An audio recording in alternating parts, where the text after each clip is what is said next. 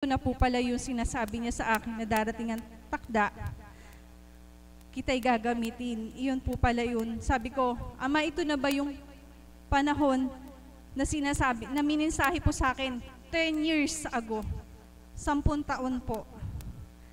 Magsasampung taon po sa November 19 ako hirangin. Ito po, naganap po, bagamat yung aming, kung paano nga po, inakay ako sa dakong ito, yung taong ginamit ay nasa kabilang buhay na nga po, na mayapa na si Ninang. Kaya sabi ko po, alam ko kung maligaya siya dun sa kung ano man po yung aming ginagampanan ngayon. Iyon lamang po at maraming salamat sa atin lahat. Marami pong salamat, Tita Beng. Di po ba nakakagalak ng puso ang marinig ang share ng ating kapatid? Talaga pong siguro pinahintulot ng Panginoon na siya'y makapagbahagi. Dahil siya po pala yung pinagtiwalaan ng pagbaba ng ating imahe ng Divine Mercy, Baliwag Chapter. So mga kapatid, ganito lang po, yung tema ko po na pagbabalik tanaw. So kung ano ka po noon, sana ngayon, lumago ka na sa buhay espiritual. Alisin na yung mga ugaling di marapat, mainit ang ulo, madaling maasar, huwag nang padala sa tukso. Kung nadadala ka sa tukso, pumikit ka, tawagin mo siya, sasaklolohan ka niya, pawiin, ano man yung nararamdaman mo na yun. Naiinis ka sa bahay kasi simba mo lang. Pagdating mo, yung nakita mo, naasar ka na. Yun po yung mga ilang ugali na dapat alisin na natin. Kaya nga po siguro kanina, hindi po ako talaga yung facilitator, si Tita Violi. Kaya lang po sabi niya, mahuhuli siya. Then sabi po ng Tita Beth, ako na daw po yung facilitator. Then, sabi, may tema ka na ba? Meron, dali-dali. Throwback lang yan, sabi ko. Hindi po ba? Isang word lang. Throwback, pagbabalik tanaw, subalit, napapalalim natin. Marami tayong napupulot mula sa iisang salita. So, sa pagpunta nyo po dito sa araw-araw, sa pakikinig sa ating mahal, sa salita ng Diyos sa pamagitan ng ating kinalugdan na mahal na Apo Conching. Nawa po yung ating puso, yung ating isipan. Mabuksan yan, tumagos lahat yung naririnig natin na yan. Mabuksan lahat. Tanggalin yung mga hindi marapat na pag-uugali. Napakapalad nyo po. Ang pagpunta nyo rito, hindi aksidente. Yan po ay niloob niya. Kagaya po ng kay Kuya Amang, na niloob ng Panginoon na siya ay makapag-share para magsilbing inspirasyon, magbigay galak sa kapatid na may nararamdaman na katulad ng kanyang pinagdaanang karamdaman. Yung pong mamaya po, di po ba sa araw-araw, naghahagis po nung candy. Ang kinin nyo po, alam nyo po ba na yung mga candy na yan, iniipon po yan, kagaya ko po, paalis po ako. Sabi po ni kapatid na Cecil, sige Tita Ansi, pag-iipon na kita, yung lahat na mapupulot ko, iipunin ko na, dadaling ko po yun sa apo ko, sa Canada. Buhay po ba ang Diyos?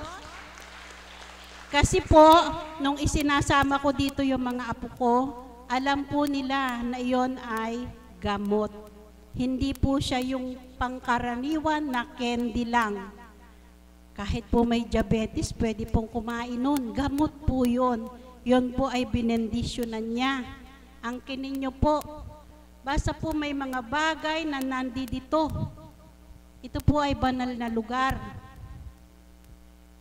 Ang kininyo po, hindi po kayo naligaw ng pinuntahan. Ito po ang tamang lugar na marapat na inyong puntahan. lalo na yung may mga karamdaman. Ang karamdaman po hindi lang naman physical, spiritual, no? Kagaya ko po noon, hindi lang yung pagkakahiwalay naming mag-asawa. Marami pong bagay, sabi ko kanina, maraming binigay sa aming milagro, kagalingan, ang natamo namin sa banal na lugar na ito. Alam niyo po ba, share ko lang po kapraso pa, isa pa, para po may mapulot kayo. Alam niyo po ba nung ako'y grade 1, wala kami halos makain noon. Pagpapasok po ako, sabi nung teacher ko, lumuwas po kaming Maynila dahil nabangkra po yung pamilya namin. Wala na kami makain. Kung saan-saan pong public high school na hindi ko na matandaan, ipinasok ako ng nanay ko, taon-taon iba po yung eskwelahan ko. Sabi po nung teacher ko, "Hoy Santos, bukas wag kang papasok ha, kasi may supervisor." Wala po kasi akong uniform, wala akong sapatos, wala akong medyas, wala akong blouse, wala akong palda. "Huwag kang papasok bukas, Santos, may supervisor, makikita ka, hindi ka naka-uniform." "Yes, ma'am." Di ako papasok. Subalit buhay ang Diyos. Nung araw wala kang makain, wala kang masuot. Pero ngayon, sino makapagsasabi mag-a-abroad pa, di po ba? At nakailang beses nang pumunta ng Canada. Sabi ko nung isang araw, nung maliit ako, ang isang itlog, 4 kaming naghahati. Pipirito po ng nanay ko yung pula na yung nasa ibabaon, ba tawag doon? No? Ha? Sunny side up ba yun? So, prito po yun, hatiin po yun 4. Yung isa ko pong kapatid, ito pa po isang karuktong nito. Hati po yung itlog sa 4. Yung isa ko pong kapatid, na may kakambal siya na namatay, sipat siya ng sipat bago niya kuhanin yung share niya doon sa itlog. Yung 1/4 ng itlog. "Hoy kako, Marilu, kuhanin mo na yan. Ano ba? Sipat ka pa ng sipat." Tinitingnan ko, alin yung malaki. Alam niyo po ba kung nasaan ngayon yon? Nasa Amerika. Yung dating 1/4 na itlog. Di po ba buhay ang Diyos? 1/4 na itlog lang ang kinakain namin. Ngayon, hindi makapagsalita. Siya po yung kapatid ko na hindi naman po sa binamata ko, siya po yung hindi makapaggawa ng formal team, hindi po makapagsalita ng English, siya po yung hindi makapag-summarize ng kahit na anong story. Tapos ngayon po ang kausap niya, puro mga Amerikano at napaka-fluent sa English. Sabi ko, talagang buhay ang Diyos. Sabi ko, biruin mo yung kapatid ko na ang tatay ko gumagawa ng assignment noon. Sabi niya, kaya magbabalik bayan po siya October 29. Dadating po siya. Sasama ko po dito para makilala din niya ang ating mahal na Apo Conching dahil nakikita lang niya po ay sa Facebook at sa YouTube. Nung sinasabi ko po kanina na grade 1 ako, nililinisan po ako ng nanay ko ng tenga. Nasundot po siya. Nabutas ba yung bamban? Tawag po doon na matanda. Wala naman po kami pampagamot kaya hindi po namin alam ano bang diferensya nun. Makain nga, wala. Magpapadoktor pa. Di po ba? Diyos ko po, lagi pong pangit pong pakinggan pero tumutulo po yung tenga ko. Hanggang sa nag-high school ako, bihibihiran, nilalagyan po na nanay ko ng suro-suro. No? Pinipiga po yung binababaw sa kanin. Hanggang nito po, na nagtuturo na ako, lagi pa rin siya, monthly po, masakit. Na, lahat po yata ng espesyalista ay napuntahan ko na, nalibot ko na. Sa Makati, sa Manila, PGH, lahat na yan. Napuntahan ko na po, ayaw gumaling. Alam niyo po ba nang mapunta ako sa lugar na ito, ang mahal na Apo Conching po, siya po naggamot. Bawang po yung piniga niya at pinatak mula po noon hanggang ngayon. Ilang taon na po ako dito, 10 taon, hindi na po sumakit yung tenga ko. Di po ba buhay ang Diyos? Katakot-takot pong pera, katakot-takot po lahat ng espesyalista ay napuntahan ko. Lahat ng matatalinong doktor. Inilalapit po ako ng pamangking ko sa PGH at kung saan-saan man sa Makati, nalibot ko na po. Yung sa Baliwag po, nalibot ko rin po yan eh. Kahit po sa Malolos, napuntahan ko rin po yan. Pero tingnan nyo, kaya manalig po kayo, ano man po yung dinudulog nyo sa Kanya. Ano po yung dinudulog nyo, hinihiling nyo sa Kanya, ipagkakaloob niya. Kaya lang, in His time, meron pa siyang inaayos sa'yo. Bibigay niya yun sa'yo, tinitingnan niya. Kailan ba ang tamang panahon, sabi nga ni Wally Bayola? Sa tamang panahon, maghintay kayo.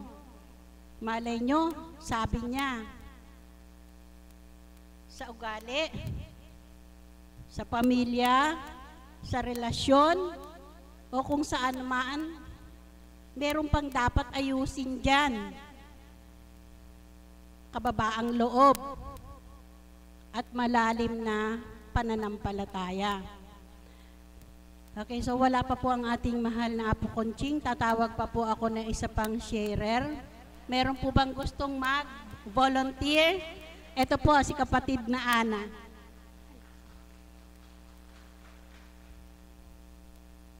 May announcement po na isusunod ka na lang.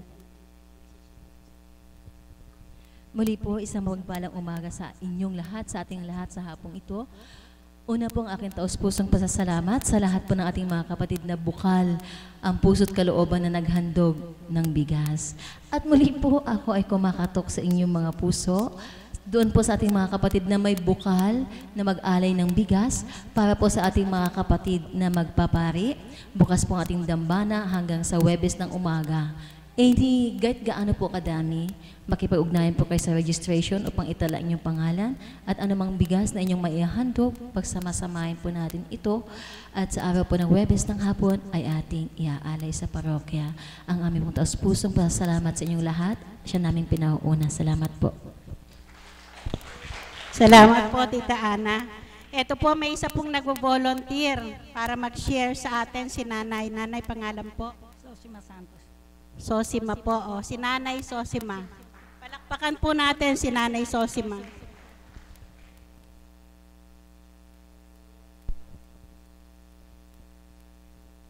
Isang mapagpalang umaga po sa tanghaling ito.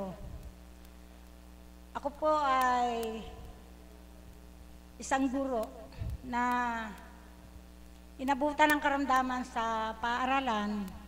Kaya parang ipinasya ko po na huminto na hindi pa dapat. Kasi po, sana bubuno ko yung 65 years old ako na 30 years yung service. Pero siguro po, atas ng pagkakataon na ako po ay mahinto. Nagkaroon po ako ng karamdaman sa paaralan. Talagang umiikot po ang tingin ko. Akala ko katapusan ko na.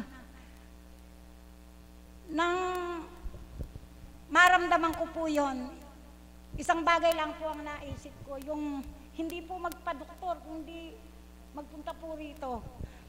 Kaya lang ang Panginoon ay ang aking mga anak ay hindi pumayag na hindi po ako ma-check up.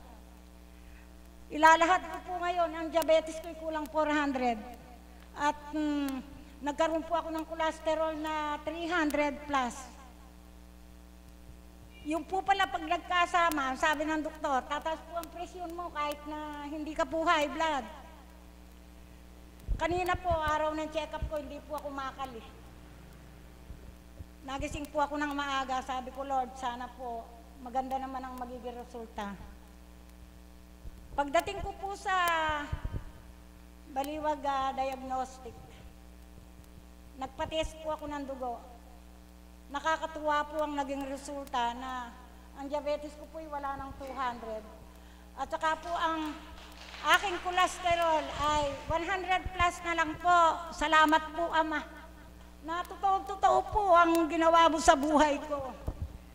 na bagamat ako ay kababao ko lang po, nawalan po ako ng asawa noong pong December, hindi ko na po masyadong kinalulungkot sapagkat ako po ay nadako dito sa dambanang ito. Na palagi ko po sinasabi na gumaling po ako, ay maglilingkod po ako sa kanya, na bagamat ako'y wala pa po akong tungkulin dito at nagbo-volunteer po ako na tumayo para malaman nyo ang naging buhay ko. Sa totoo po, ang naging tema po ngayon ay throwback. Na noong panahon na yon na kami ay salat na salat sa buhay, pero naipagkaloob po niya na napagtapos ko ang aking 4 na anak. Yung pong 2, binawian ng buhay. 6 po sila.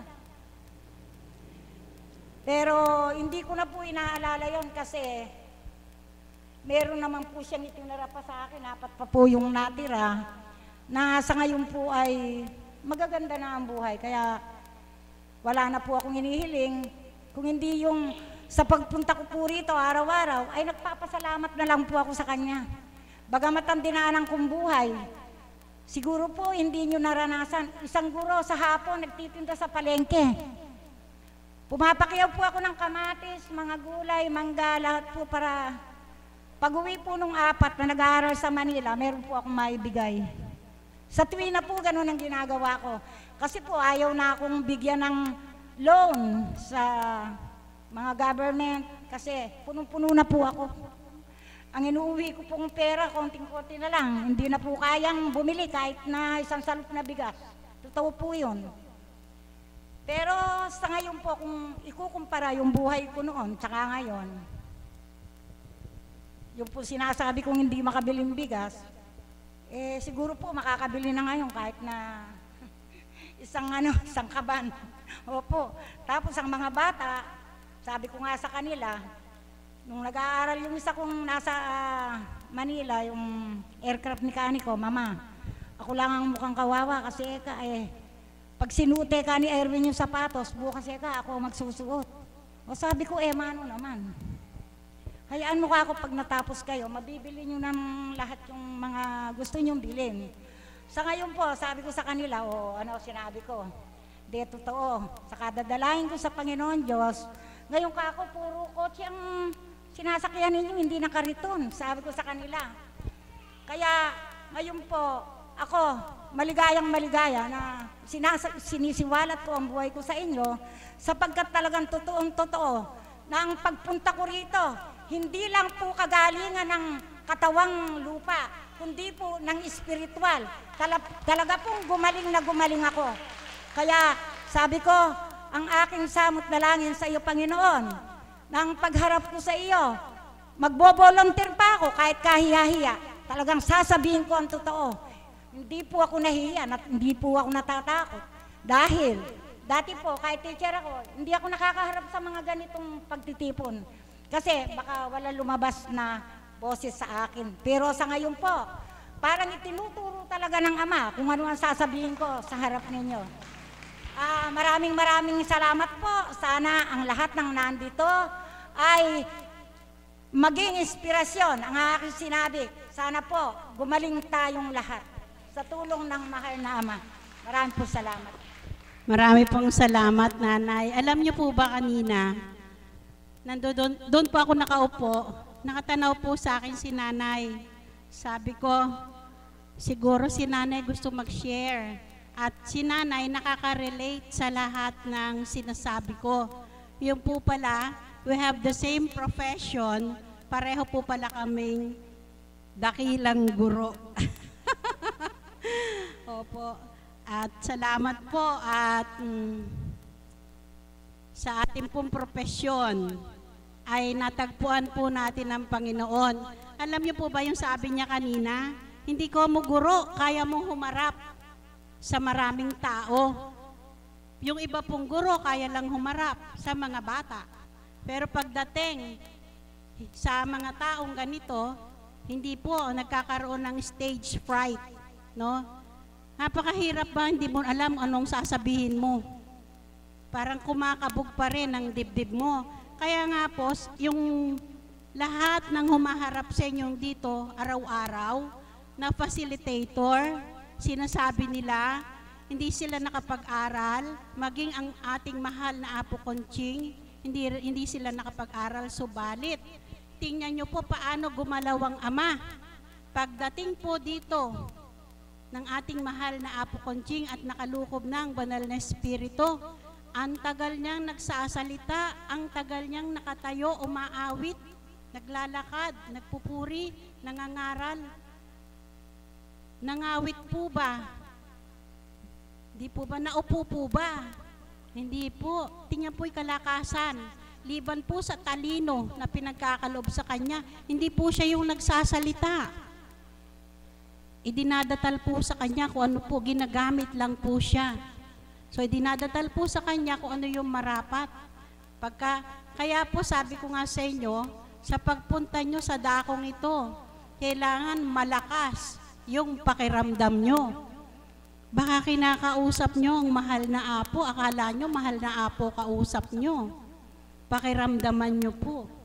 Biglang, ang banal na Espiritu na pala ang kausap mo, ang Panginoon na, sa katauhan niya. Kaya maging alerto po tayo sa pakikipagniig natin sa Kanya. At kagaya po ng sinasabi ng ilan, nila Mami Beth, kaya po ang pakikipag-usap, respeto. Hindi mo alam, hindi pala siya kausap mo. Ang Panginoon yun. So, nandun yung paggalang. Meron pa po bang gustong mag-volunteer? Sige po. Kasarap naman, hindi na ako nahihirapang maghanap. May nag-volunteer na po, buhay ang Diyos. Palakpakan po natin ang Diyos.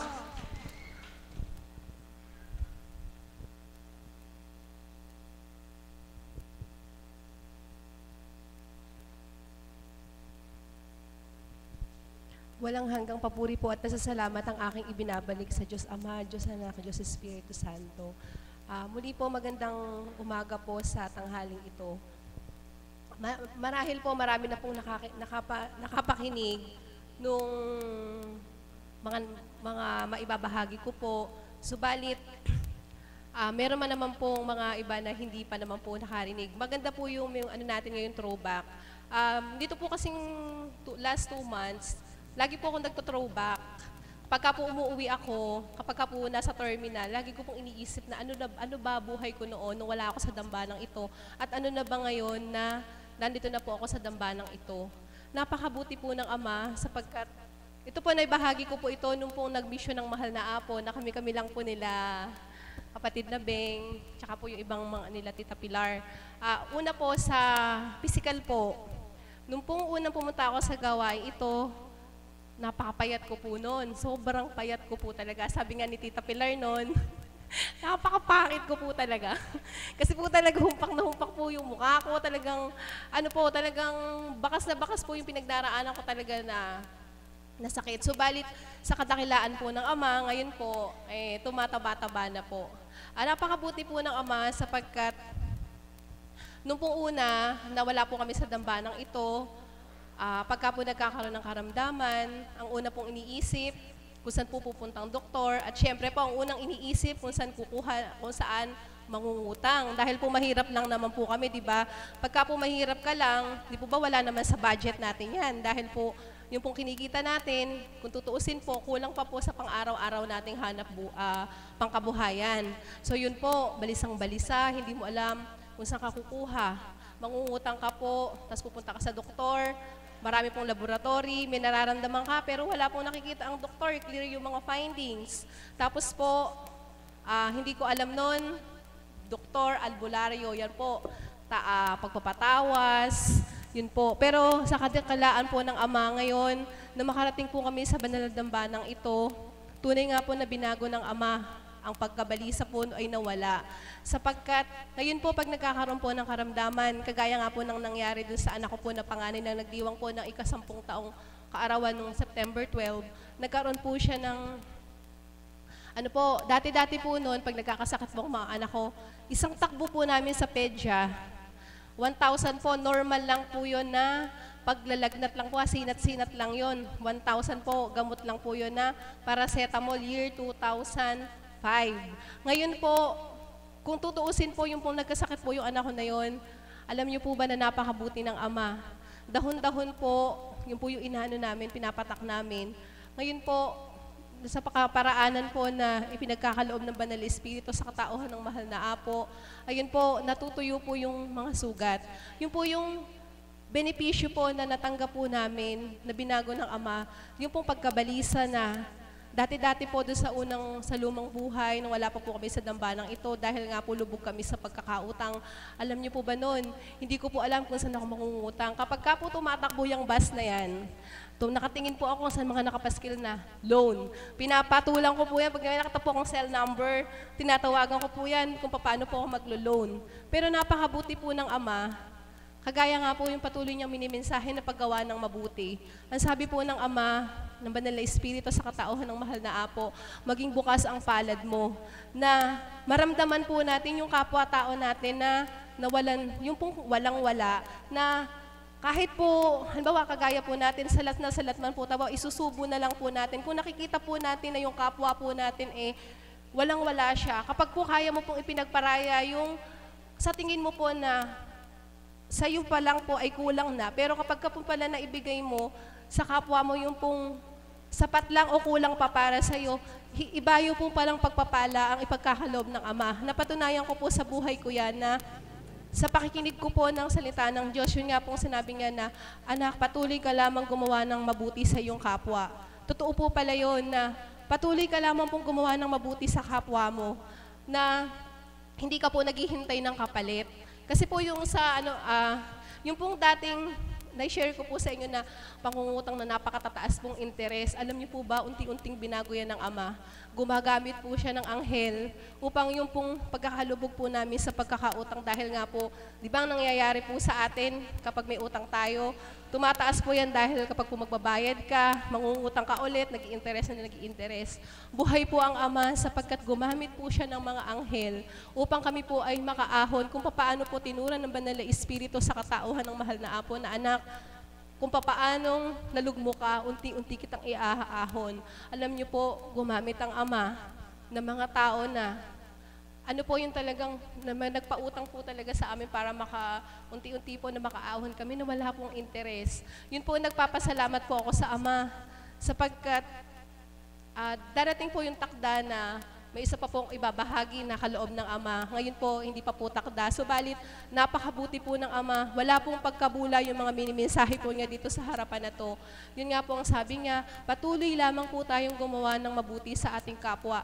Hindi lamang po tayo yung magbebenepisyo, pati po yung pamilya natin, lahat po ng ating mga mahal sa buhay magbebenepisyo po. Kaya po, muli po, walang hanggang papuri po at pasasalamat ang aking ibinabalik sa Diyos Ama, Diyos Anak, Diyos Espiritu Santo.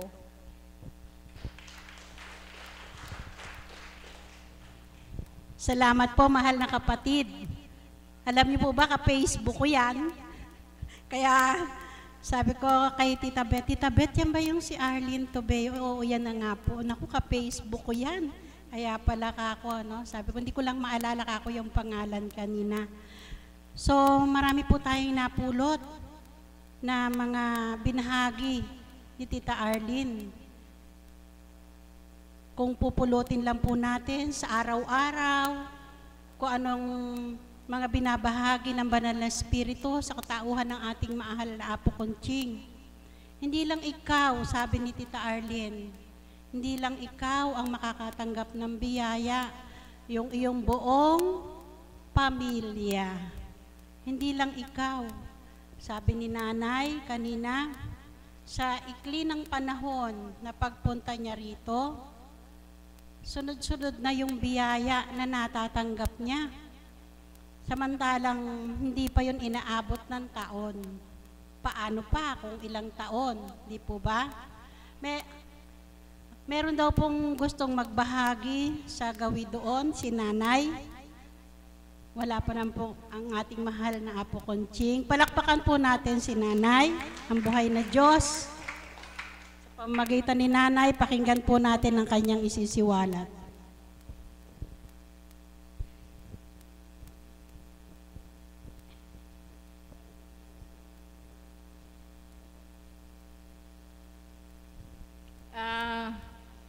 Una po, nagbibigay po ako ng isang papuri sa ating Ama at sa inyong mga alagad, sa inyo po mga kapatid na nandirito po ngayon.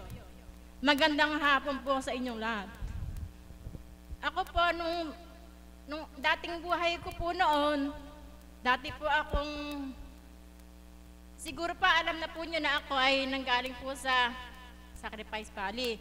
Pero ano po, dahil nga po sa nagkaroon po ako ng anak, 1991 po ako nagkaroon ng binigay din po sa akin, nawalan po ako ng pakikipag-ugnayan po sa mga kasama namin kasi po naglingkod po ako sa aking anak na nanganak. Ako po ang nag-aalaga ng aking apo. Kaya po hindi po ako naka-attend na mga ilang taon po, siguro pa mga 14 na taon po. Tapos hanggang sa nagtinda po ako, inaaya po ako ng dati kong buhay na inaaya po ako magsimba. Ang sabi ko po, walang tao sa bahay, walang mag-aalaga ng apo ko. Tapos po, hanggang sa nagtinda, naglalamay po ako sa gabi, paggawa po ng ice candy, nag-aaral po yung anak ko, tulong naman po ng anak ko na to, na nagkasakit. Tapos po, hanggang sa isang araw po parang naalala ko po ang Divine Mercy. Tapos, hindi ko po inaalintana po yun. Tapos, mga ilang buwan po na nagkaganon nga po ang aking anak, nadulas, nagtatrabaho po. Tapos, yun nga po, ooperahan nga po siya, August 3. Sabi po nung mga hipag ko, dito po muna magpunta. Sige po, noong una po, ayaw po namin. Kasi po, hindi pa po kami nakakarating dito. Nung pong nagpunta po kami dito, dahil magpapaalam nga po kami kay Apo, manghihingi po kami ng dasal para makaano po kami sa anak namin, makasurvive po kami sa pagkaka-opera po. Yung pong anak ko po, nag-ano po na desisyon na ayaw na po niya magpa-opera. Dahil po sa narinig niya sa mga Apo. Tapos yun nga po, hanggang sa araw-araw na nag-a-attend po kami dito. Noong una po, hindi pa ako masyadong mga katagalan po, mga ilang araw, hanggang sa unti-unti ko na pong nadama. Ang sa akin po, nawalan po ako ng sa Panginoon. Dito po pala muli niya akong gigisingin. Kaya po sa araw-araw na pagpunta ka po dito, alam po niyo, hindi po ako nahihiya, tingnan po yung damit ko. Kuminsan po, sa pag-uwi namin, hindi ko po inaalintana na ang kapaguran po. Kasi po yung mga naririnig ko po dito, lalo na po sa banal na Apo Kunching na kinalugdan. Talaga pong dito po umaano sa dibdib ko. Kaya po kuminsan po, napapansin po niyo siguro na naaluluha po ako. Dahil hindi po ako naisip ko po, dumandama ka po rito ang sinasambit ng mahal na Apo ang kinalugdan. Dito po sa puso ko. Dahil dito po muli pala ako mag-uumpisa. Dito po pala, maramdaman ko muli yung akin pong mga walang halaga po na ipinagalob din sa akin. Kaya po sa araw-araw na pagpunta ko po rito, pag-uwi po namin ng bahay, lundag na po ako sa tricycle dahil ang hinato po ng Apo. Yung pong atswiti po, tsaka yung, ano po ba yun, yung katakataka po. Hindi ko po iniisip na nahihirapan. Damandamo ko po ang, ng Apo Kunching, ng mga sinasabi po. Takbo po ako sa pagkuha ng atswite. Hindi ko po iniisip na pagod ako, hirap ako. Dahil ang nararamdaman ko ay ang Panginoon, ang ating Ama. Sa araw-araw pong ginawa ng Diyos, dati po noon po, talaga pong iniipon ko po yung labahin ko. 1 linggo po ako maglaba. Napakarami po kong labahin. Halos ganyan po karami. Pero ngayon po, gusto ko po, na araw-araw po kami naglalaba para maaga po kami makapunta rito. Yun po ang damandama ko. Bisan nga po, naalapit po ako kay Ate Mirna. Yung pong ibinahagi niya sa akin. Tanda ko po noon, September 9. Nung umuwi po kami, talaga pong hindi ko po alam ang nararamdaman ko. Tuwan-tuwa po yung puso ko. Talaga pong hindi ko po alam kung ano yun. Talagang tuwan-tuwa po ako. Hindi ko po maramdaman ng hirap at kapaguran. Maging sa pagluluto po, maaga po kami nagluluto. Lalo na po sa umaga, nag-aapara po kami ng aking anak para makaluto, para po makapunta agad kami rito. Tapos po, hindi ko po alam na ito po ang gigising sa akin, ang Ama na muling ang biyayang ipinagkaloob sa akin ay muling dumalaw po, dumaloy sa aking kalooban, sa aking isip, sa aking puso. Talaga pong napakahiwaga ng Ama. Bili niyang ginigising ang natutulog. Kaya po, kayo po na nandiyan na po kayo sa inyong kalalagayan, huwag po niyong sayangin. Dahil ako po ay nagsayang. Kaya po nagsisisi ako. Buti nga po ang andyan ng Ama, ang mahal ng konsing na ipinagkaloob. Dahil dito po ako muling nagising. Kaya po, laking pasalamat po sa araw-araw na ginagawa po namin. Hindi ako nakakaramdam ng hirap, ng pagod, ng pagsisisi sa pagpunta po namin dito. Gumisan nga po, sabi ko nga po sa asawa ko, magkisera ko, ano sabihin mo? Sabi ko po, nagmamadali ako nagpunta rito kasi hindi na nga po nakapaligo. Dahil kumisan po, nakasakay na sila sa tricycle. Kasi po, nung pong panahon ng sakahan, ang asawa ko po nag-aararo po. Pagka po, hatid po kami rito. Tapos po, yung nag-aaral ko rin po yung anak niya, yung apo ko. Hatid pa rin po sa school. Minsan po, nagpapahatid pa ako sa ilang bukid.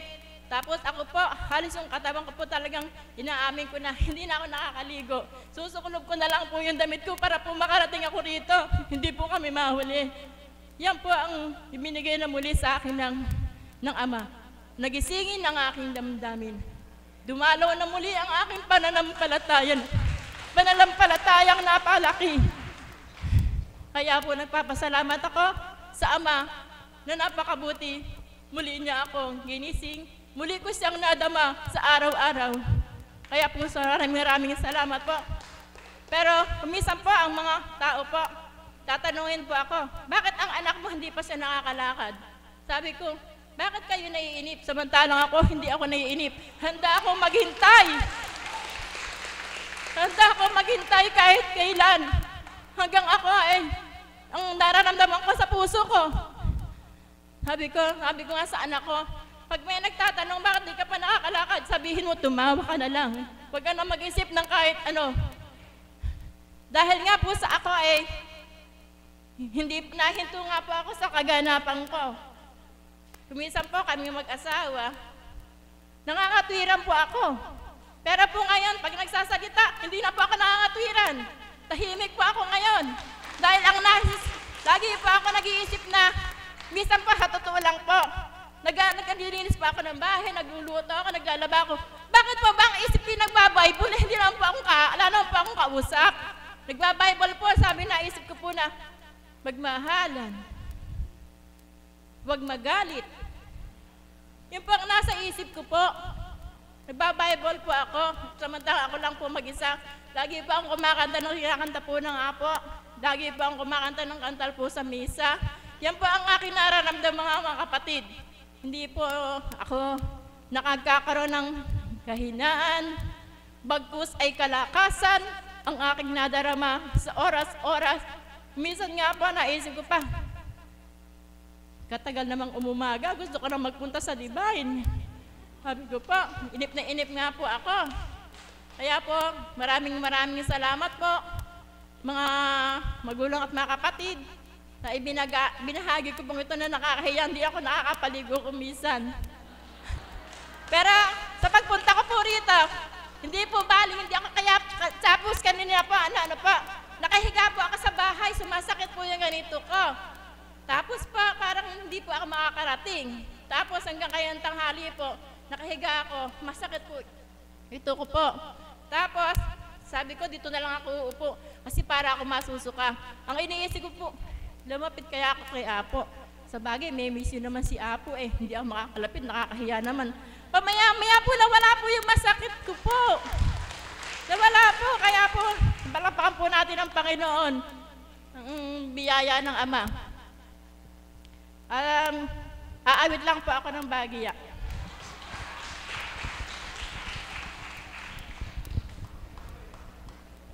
Kahit ano ang kalagayan natin sa buhay, hirap man na lungkot ay karamay.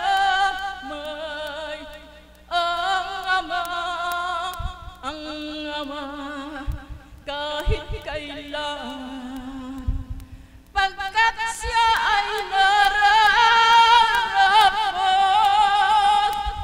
bigyang pasasalamat.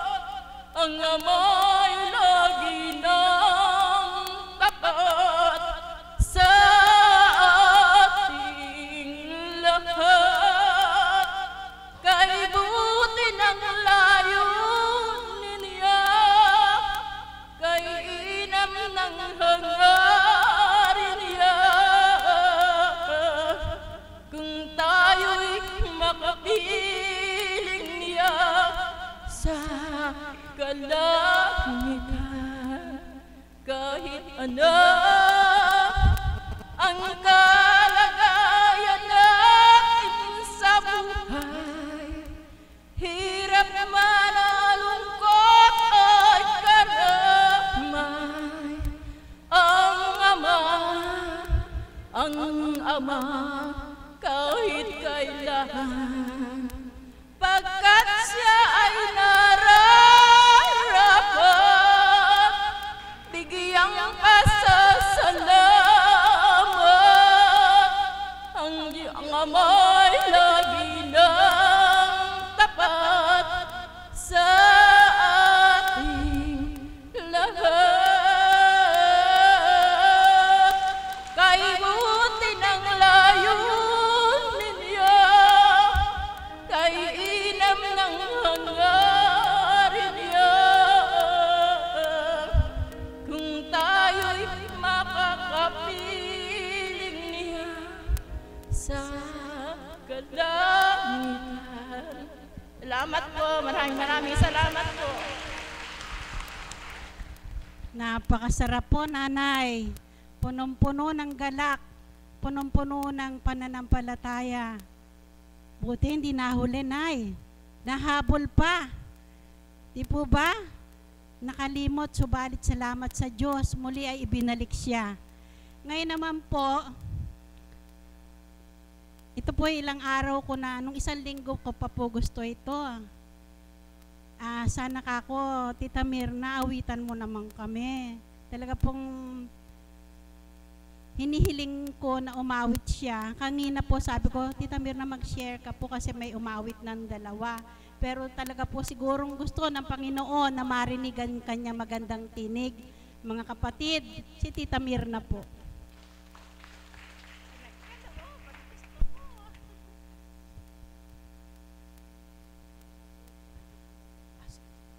Purihin po at dakilain ng ating Panginoon.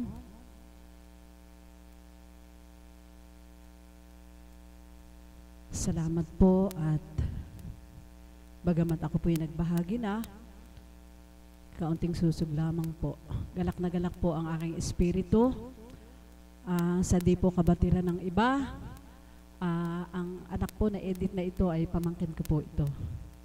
Pamangkin ko po ito sa laman, sa tunay na buhay. At yung pong nagbahagi no isang araw, si Kuya Menteng, pinsan ko po ang mga yan, saka po yung nagbahagi. Subalit di nga po niluloob ng Ama na kami ay magkakwentuhan bilang tao, kundi pag nasilayan ko po sila dito, galak na galak po ang puso ko. Purihin ang Diyos. At hindi man tayo pinagsasama-sama ng Diyos sa ating mga tahanan, kung may okasyon dito sa dakong ito tayo inakay ng Panginoon. Palakpakan po natin ang Diyos na buhay. Kaya po, huwag tayong mawala ng pag-asa habang kinikilala natin lubos ang kalooban ng Diyos. Maghintay po tayo sa kalooban niya at huwag po tayong mainip. Kung sadyang tayo po, pagagalingin pa ng Panginoon, pagkakaloob po niya yon.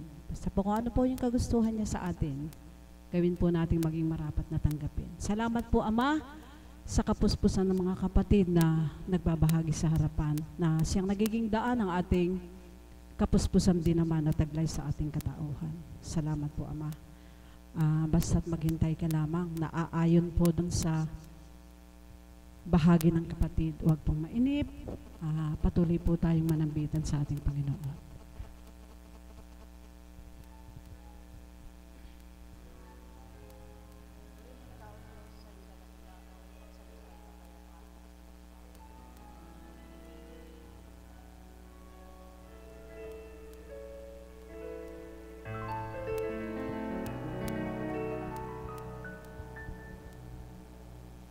Kung hindi ngayon ang panahon na para sa'yo, huwag maiinip dahil ganyan ang buhay sa mundo. Huwag mawawala ng pag-asa, darating din ang ginhawa. Ang isipin mo'y may bukas pa, nila ating Ama. Kabigo ay hindi hadlang upang tumakas ka. Huwag kang luluha kung nabibigo, dapat ay lumabang ka. Ang kailangan mo'y tibay ng loob kung mayroong pagsubok man. Ang liwanag ay di magtatagal at muling mamamasdan. Ikot ng mundo ay hindi laging bighati kasawian. Ang pangarap mo ay magkakamta, basta't maghintay lamang.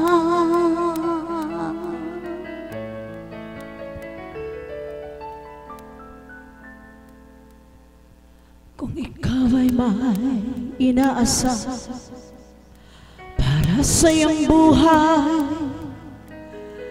sa Ama'y dumulog ka nang may katapatan. Kung ito'y makabubuti, asahang makakamtan. Subalit kung hindi naman, ay huwag kang malumbay. Hindi ngayon nabigo ka, ay di ka narinig. Siya'y laging nakikinig sa nagniyang gilid.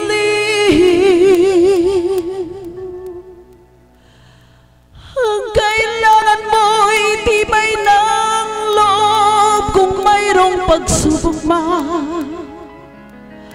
Ang liwanag ay di magtatagal at muling mamamasdan. Ikot ng mundo ay hindi laging pigtit kasawian. Ang pangarap mo ay magkakamtan, basta't maghintay ka lamang.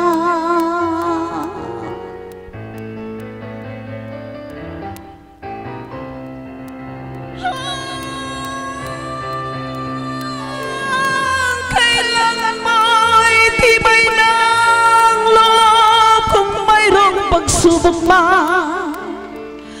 Ang liwanag ay di magtatagal at muling mamamasdan.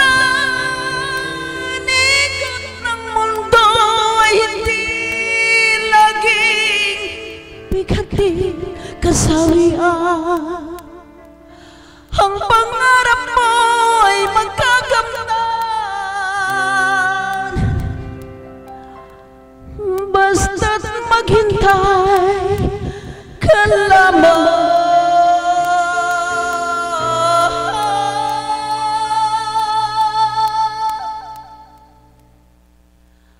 Ang pangarap mo ay magkakamtan,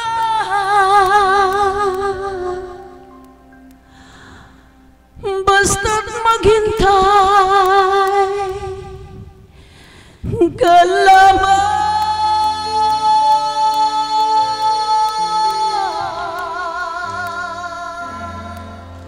Thank you, Lord. Salamat po, Ama.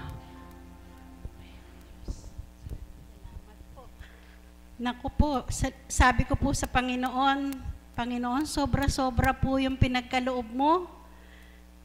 Alam niyo po ba kanina, nung sabi po ako daw yung facilitator, naku, sino kaya ang tatawagin ko? Sabi ko, Panginoon, ikaw na po ang bahala.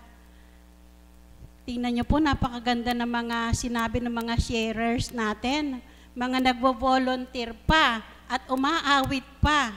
Di po ba punong-puno ng espiritu? Ang pag-awit po ni Tita Mirna, nung 1 linggo ko pa po pinapangarap, sabi ko, Tita Mirna, umawit ka naman. Eh, hindi po kaloob. Ngayon pong araw na ito, lahat po ng hinihiling ko sa Kanya, pinagkaloob. Di po ba? Yun po yung, kung napapansin nyo po, tayo, pag may umaawit na ganyan, pumikit po kayo. Hindi nyo nararamdaman. Tumutulo po yung luha natin. Yun po yung sinasabing pandama. May nadadama. Yung kanina po na-share ni nanay na mabutit hindi nahuli. Muli ay tinawagan at natagpuan niyang muli ang Panginoon. At ngayon po, kita nyo, sa edad niya umawit pa. Di po ba? Nandun ang pandama ni nanay. Siguro po ito na rin yung kaloob para mag-share po muli ako. Madami po kasi, ako po kasi pumupunta dito, hindi po ako nag-share. Gusto ko po listener lang ako. Naamin ko po yon. Gusto ko nakikinig ako, nakapikit ako, nakikinig ako, yung mga... Pero nagtataka ako, talaga pong buhay ang Diyos. Ngayong araw na ito, facilitator na ako, sharer pa ako. Okay, so sasamantalahin ko na lang po yung pagkakataong ito. Kanina po, nabanggit ko sa inyo, paalis po kami. Family, pupunta po ng Canada. Immigrant.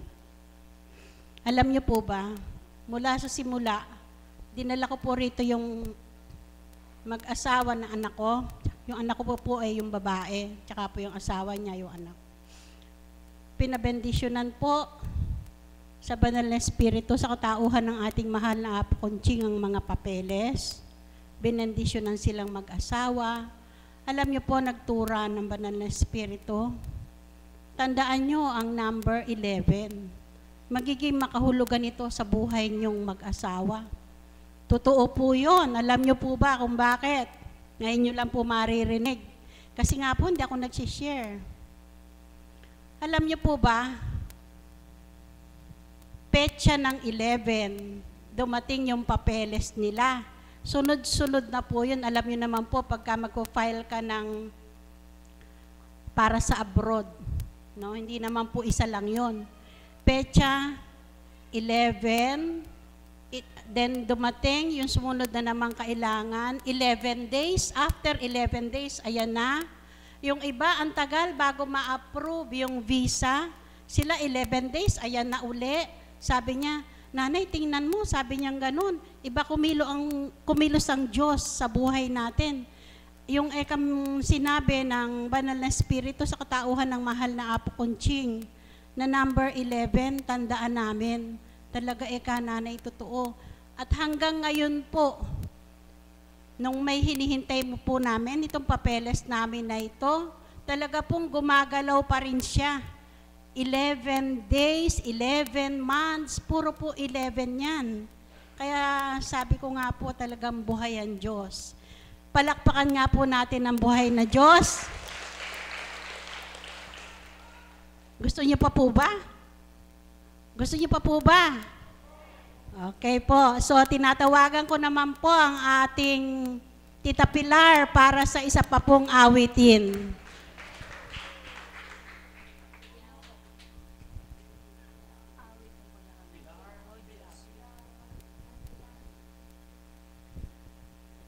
Buhay ang Diyos. Amen! Kay sarap po kasing damhin. Talagang masasabi mong kay sarap mabuhay sa piling ng Espiritong Banal. Sa bawat tumitindig po, purihin ang Ama sa lahat ng iyong mga binahagi.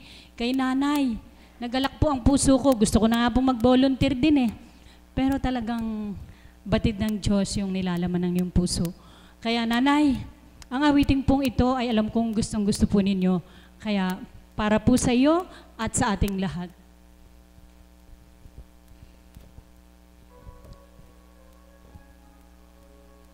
Napakasarap pong damhin.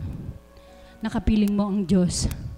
Kaya nanawa po sa ating lahat, hangarin po natin na makapiling natin siya.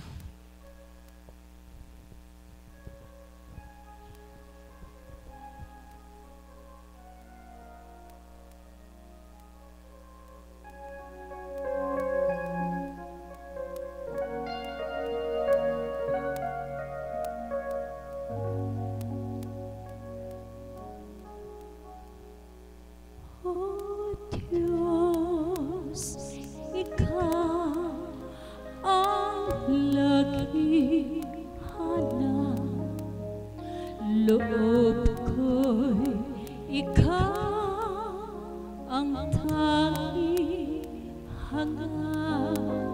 Nauuhaw ako parang ikaw na lupa sa tuwing ng iyong agaraw ka. Ika'y pagmamasdan sa dakong banal nang makita ko ang iyong pagkarangal. Dadalangin ako nakataas sa aking kamay, magkagalang na awi ng papuring iwanan. Ngunit ako, ikaw habang nahihimay, pagkat ang tulong mo sa tuwin ay taglay sa lilim ng iyong mga pagpapal. Umaawi ako buong galang.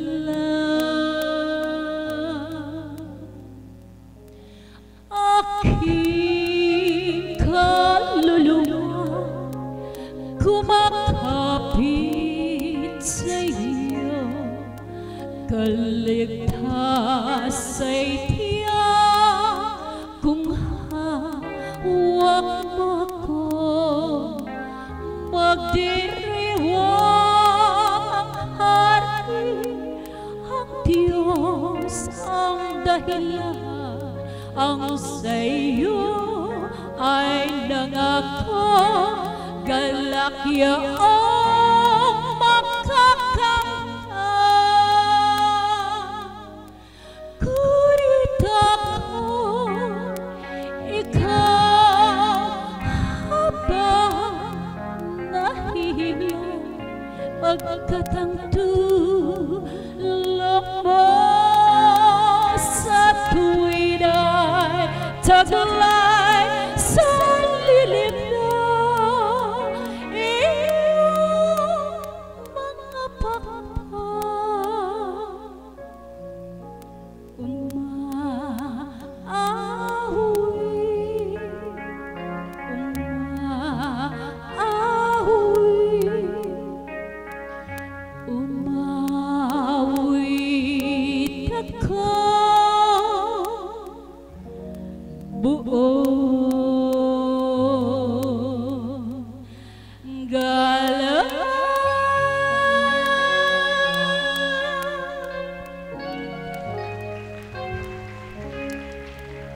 po, ang sarap alalahanin o balik-balikan ng nakaraan. Tunay nga pong kay buti ng Ama, sa dakong ito, sa tuwina, naririyan siya upang ipaalala sa atin na tanging siya lamang ang ating pag-asa. Salamat pong muli. Salamat po, Tita Pilar, para po kaming nasa langit. Kaya naman po ay tatawagin ko ang isang alagad para magbahagi. Siya po ay si kapatid na Celi Mateo.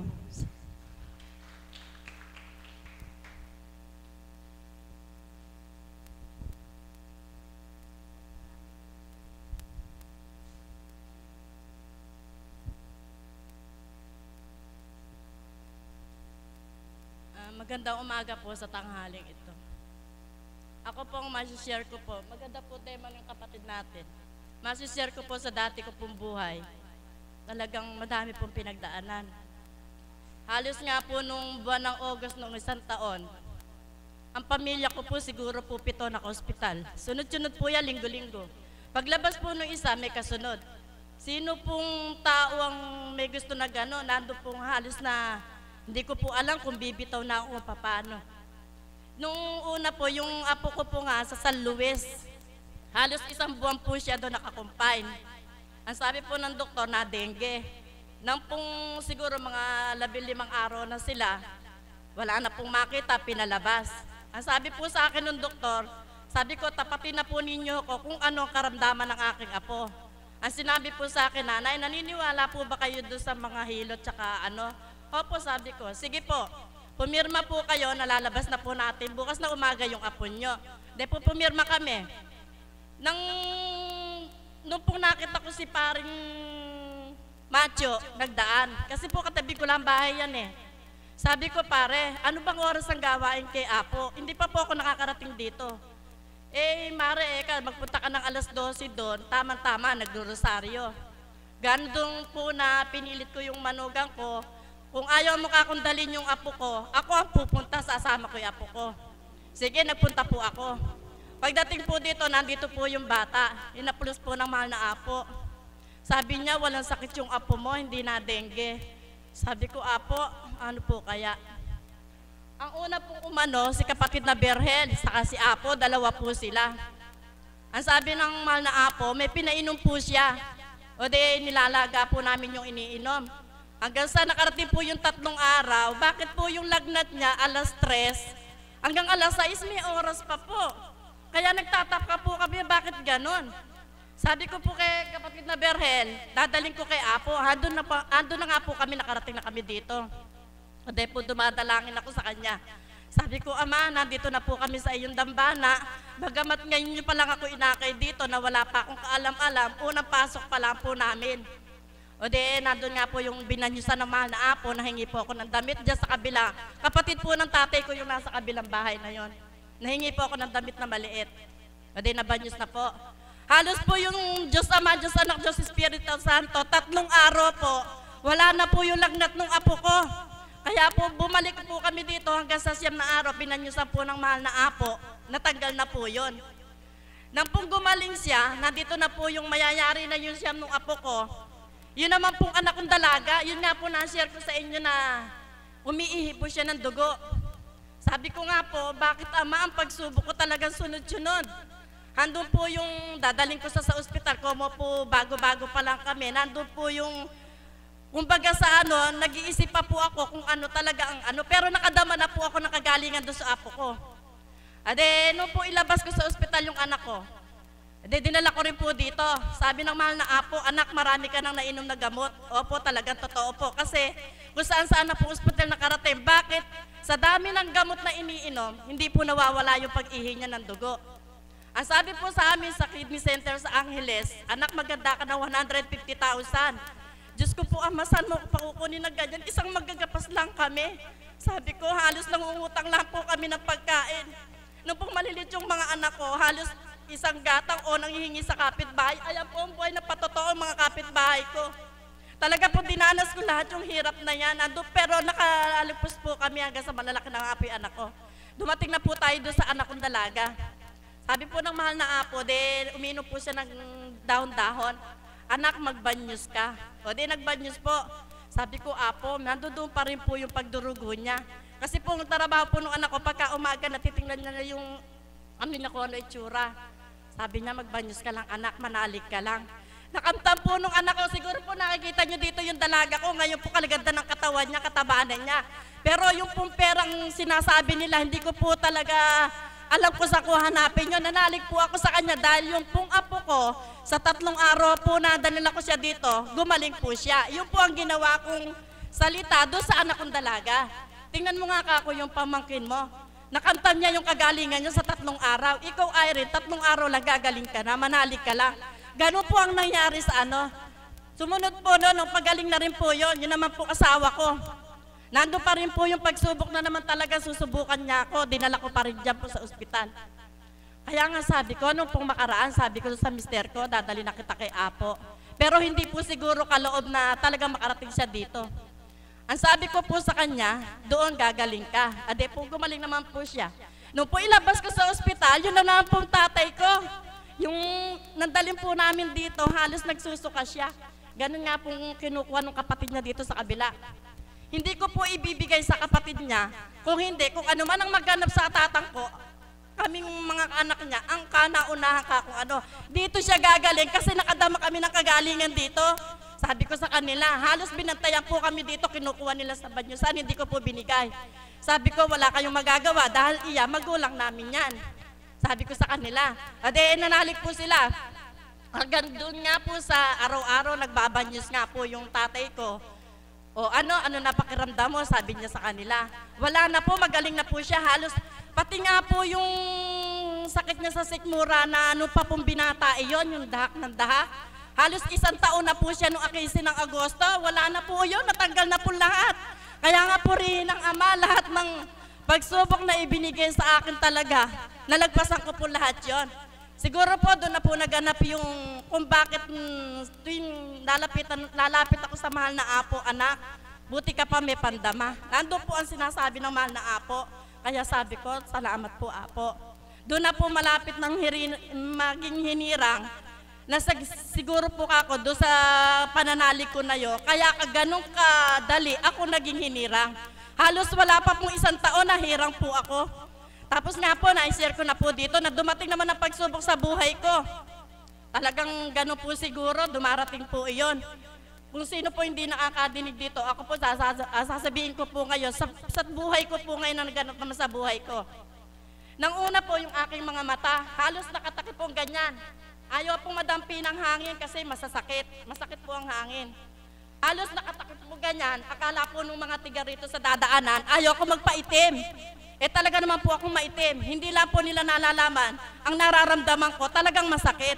Kaya pagpunta ko po sa loob ng dambana, ako po nakasalamin ng may kulay, tinatanggal ko po siya. Ade, pag po nakapikit akong ganyan, halos unti-unti ko po siyang binubuka kasi po nakadikit yung aking talaga sa mutang malagkit. Halos nawala na nga po ako ng pilik mata. Ando na nga po yung pagaling siya. Nang dumapit po ako sa mahal na Apo, bakit po yung isa kong tenga parang walang naririnig? Sarado po siya. Ang sabi po ng mahal na Apo, anak, laban lang, manalig ka lang sa kanya. Sabi ko po sa Apo, opo. Pero ako siguro po, wala po ako dito sa dambanang ito, hindi ko po alam kung ano na naganap sa buhay ko. Dahil sa marami pagsubok na dumating sa buhay ko. Nandun nga po yung halos 2 buwan, wala po akong marinig kahit na ano, bingi-bingi po. Andun nga po yung tambol ang nadidinig ko, tsaka yung huni ng kuliglig. Lalo na po kung nasa loob ka ng CR, halos yung po ang nagbubungguan sa 2 kong tenga. Sino po ba ang maaano na ganong may nararamdaman ka? Siyempre po sa pagkatao ko, pag may nararamdaman gano'n, kung wala po ako dito, matutulog na lang po ako dahil may nararamdaman ako. Pero hindi po ako nagpasubok. Halos na magbuhat po na nanghirang ako, 1 beses man po hindi ako huminto sa pagpunta dito. Kahit po ang pagsubok na dumating sa buhay ko, hindi po ako nabumalda. Hindi po talaga. Nang dumating na po ito, nang pong mag-chaplet na po dito, sabi ko kay Kuya Lando, kalabitin mo ko pagka yari na yung mga sasagot dahil wala ako naririnig. Oo, ganun sabi ni Kuya Lando. Pero hindi po pinagkaloob na matuloy ako dito